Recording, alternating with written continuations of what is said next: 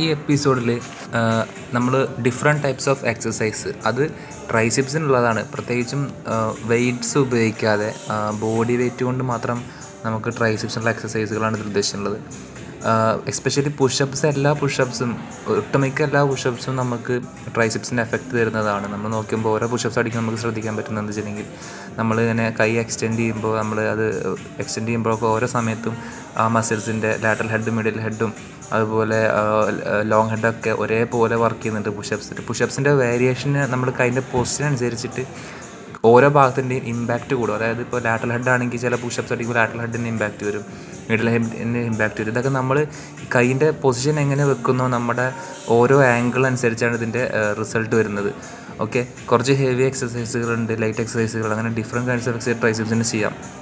Dips പോലുള്ള exercises നമുക്ക് പല സ്ഥലങ്ങളിൽ, ഇപ്പോൾ ഇത്ര തന്നെ ഹൈറ്റ് വേണമെന്നില്ല, നമുക്ക് ഹൈറ്റ് ഇല്ലാത്ത സ്ഥലങ്ങളിൽ നമുക്ക് ഡിപ്സ് ചെയ്യാൻ പറ്റും. ഒരു അത്യാവശ്യം സ്റ്റാൻഡേർഡായിട്ടുള്ള ഒരു ഫോമിൽ തന്നെ നമുക്ക് ചെയ്തെടുക്കാൻ പറ്റും നമ്മുടെ ബോഡി വെയിറ്റ് ഉപയോഗിച്ച്. ബോഡി വെയിറ്റ് നമുക്ക് രണ്ട് രീതിയിൽ ഉപയോഗിക്കും. ഒന്ന് ക്ലോസ് ആക്കി വെച്ചിട്ട് പിന്നെ ഒന്ന് കുറച്ച് വൈഡാക്കിയിട്ട്. പിന്നെ ഈ പറഞ്ഞതുപോലെ 2 ഹാൻഡിൽ ബാർ ഉണ്ടെന്നുണ്ടെങ്കിൽ നമുക്ക് ജിമ്മിൽ ചെയ്യുന്ന ഡിപ്സ് ഈ പറഞ്ഞ കുറച്ചും കൂടി എന്താ പറയുക, ഒന്നുകൂടെ ഹൈപ്പറായിട്ടുള്ള ഇത്തരത്തിലുള്ള വർക്കൗട്ടുകൾ നമുക്ക് ഈസി ആയിട്ട് ചെയ്യാൻ പറ്റും. അതും ട്രൈസെപ്സിനും ചെസ്റ്റിനും ഡെൽറ്റോയിഡിനും ഒരുപോലെ കിട്ടുന്നതാണ്.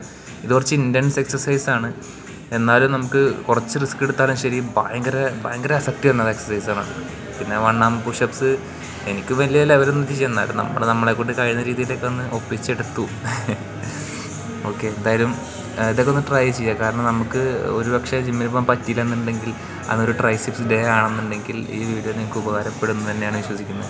നമുക്കെപ്പോഴും നമുക്കൊരു പ്രചോദനം നമ്മുടെ പാർട്ട്നേഴ്സാണ്. അപ്പോൾ നല്ലൊരു പാർട്ട്ണറും കൂടെ ഉണ്ടെന്നുണ്ടെങ്കിൽ നമുക്ക് വെറൈറ്റി ഓഫ് എക്സസൈസ് നമുക്ക് തന്നെ കണ്ടുപിടിച്ച് നമുക്ക് ചെയ്യാൻ പറ്റും.